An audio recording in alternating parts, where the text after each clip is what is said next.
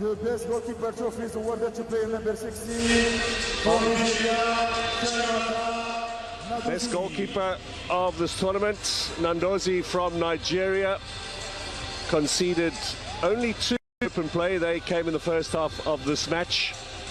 But to be fair, very little to do as she sat behind a very solid defence. I'm not sure she made too many saves in this tournament. Yeah, not at all. Formidable back four of the Nigerians, but of course the first line of communication from the back certainly starts with her organization. This is Nandozi.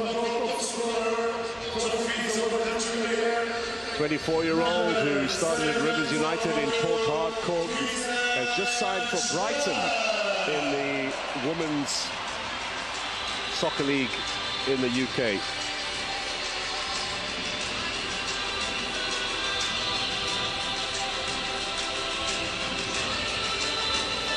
Golden boots for her 5 goals will go to Gislan Shebak. She had 4 coming into this tournament. Very difficult for her to raise a smile, but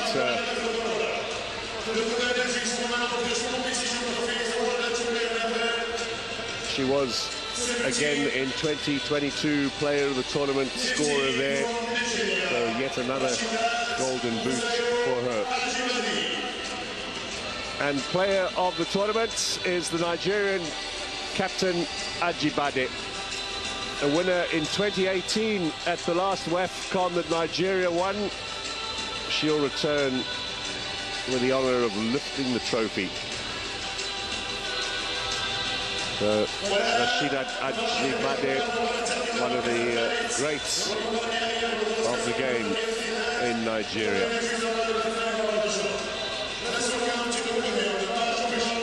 Alongside her federation president as well. So now to the bronze medals and to Ghana, who won the 3rd place playoff last night. You got to watch that from the stands. Certainly deserved that victory against South Africa. Side who started with a defeat against Banyana in their opening group game, but certainly Ghana improved. Vital win over Tanzania in their last group match to book their way through, and then really tough progress at the expense of Algeria, and another penalty shootout denying them a place in the final as Morocco edged them in the semi. So Ghana well deserved of their bronze medals. Tonight's refereeing team also picking up their medals along with the VAR component. Excellent support these days, and once again an all-ladies team in charge of the final today. Both the officials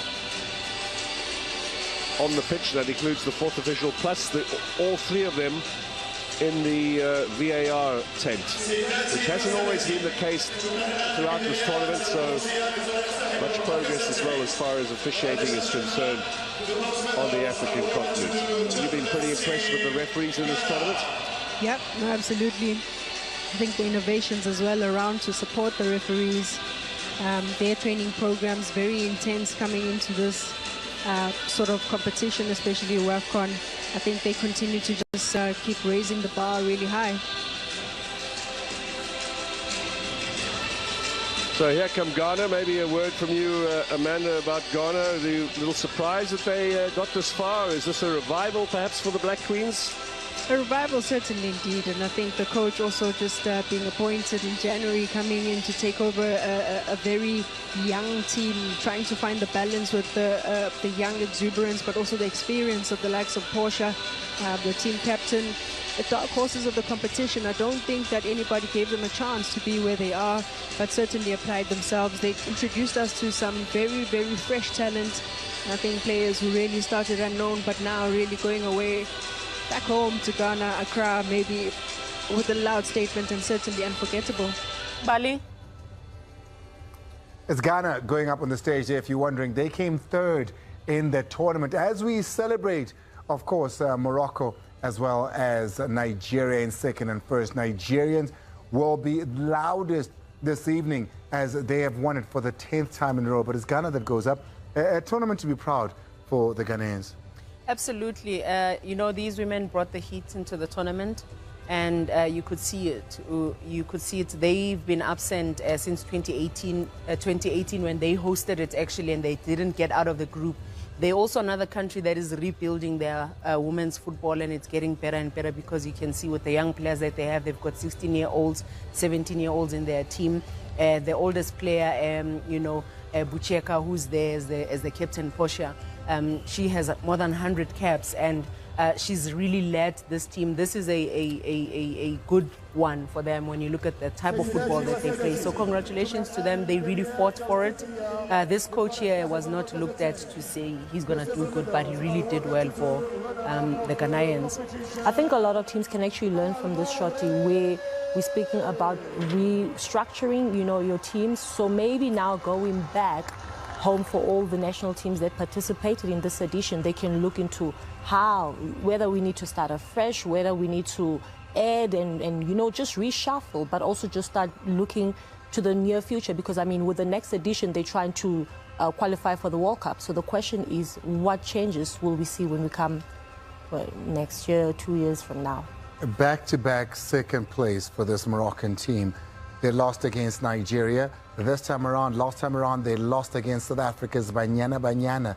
They were 2 goals up, so close, 45 minutes away from lifting this trophy that is so far from them all the time. The one thing they want in women's football, with all the progressions that they've made in women's football, this is the one thing that eludes the Moroccans.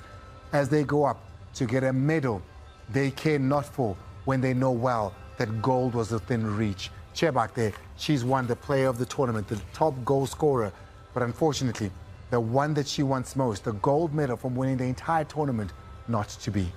Not to be, really, and I hope that they continue investing in women's football in Morocco, because the under-17s qualify for the World Cups, under-20s qualify for the World Cups, the under-23 team, they even have an under-23 team. There's a senior team that is there. They played 9 friendly matches coming into the WAFCON, and the next WAFCON is in 8 months' time, Andile. So the qualifiers start in a month's time. So it's going to be important for this team to look at themselves and say, where did we do better, where did we go wrong, and how can we become even better? Because they brought a world champion coach to say maybe he can help them, but there's so much that you need to look at and say some of it is the trajectory corner is, lack of a better word, but it's too quick also, because in the past 5 years they've done so much, they've achieved so much. So if they would have won the WAFCON, it would have simply said to the other countries, so it's also a true reflection to still show Guti there's still a big gap between Nigeria and the rest of the countries. Before we get into the winning country here, Nigeria, very quickly, the post-analysis of this match, what is Morocco going to see about themselves?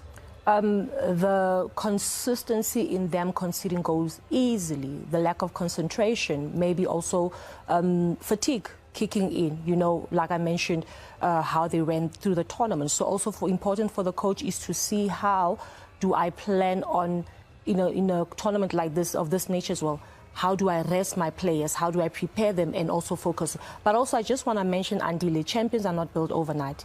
Looking at South African history as well, back when we were playing, we used to go to the finals with Nigeria for almost a decade before we won it. So Morocco, they're on the right path. Well, you say a decade, that's 10. That's exactly the same amount of times they've won it. Look at the jubilation, look at the excitement. It is a brilliant vibe in Morocco, in Rabat, as Nigerians go up to receive their gold medals. It's a medal that has been missing from their necks for a very long time, one they've wanted back for a very long time. The pride of Nigeria stands up all the way from Uluehi to Chuku, down to Chioma Okafo, Deborah Jibiona Abion, Rashidat Busako Ajibade, Rashidat. I will tell you in the mark. She won it as an 18-year-old and she's winning it now as a 25-year-old, and now she's the captain. It's even more sweeter. So the coach has a lot more to build on going forward. I think also credit must also go to the previous coach, Randy, even though he did not do well in the previous WAFCON, but he tried to steady the ship and rebuild this Nigerian side. Also into bengifuna ukusho ukuthi i-champion uyibona ngokuthi wine i-cup elikhulu kanje outside of their own country and outside of their own hosting. I would love to see how Morocco would perform and play if they were not hosting in Morocco. Firstly, they must play the qualifiers, then they must play outside of Morocco. Let's see mentality yabuguti yobanjan, because some of it has come a bit easy for them. They don't have to play qualifiers. They are playing at home. They are the only team maybe with their opponents that has had a full capacity stadium where they had the support. The other matches 15 so but I enjoyed watching this tournament fully.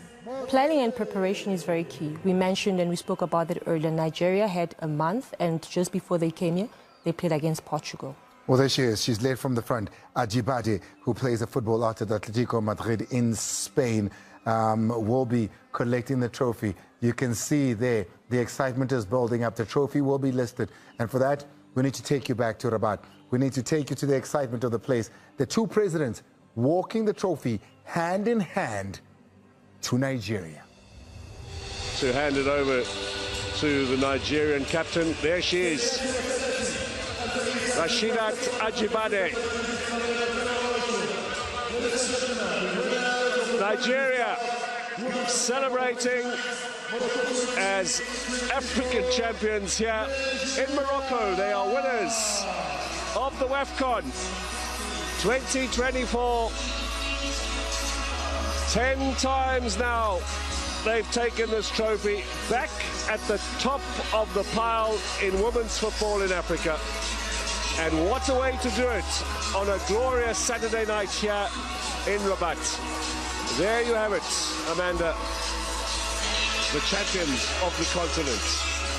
Yeah, a huge congratulations to Nigeria, coming back and reclaiming their position on the throne. Absolute dominance over generations. Indeed, a legacy for this crop of players, writing their names on the history books of the Nigerian football dominance. Their success also riding on some shoulders of the likes of Perpetua, the likes of Messi Akide as well. To see that translating into this generation of the now, they should be proud of themselves.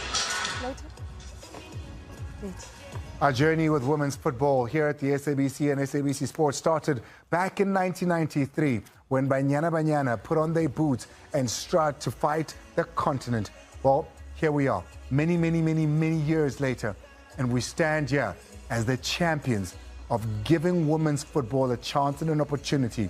We shine our light on them, and in return, women's football is smiling back at us, because what a tournament we've seen over the last month. Thank you so much for choosing us. Thank you for choosing SABC Sport. Congratulations to the 2024 WAFCON champions, Nigeria, and the entire production of the SABC that stood fast, stood tall, and delivered a quality production. My co-hosts who have been here, Lonwabo, Vusiwe, the many that have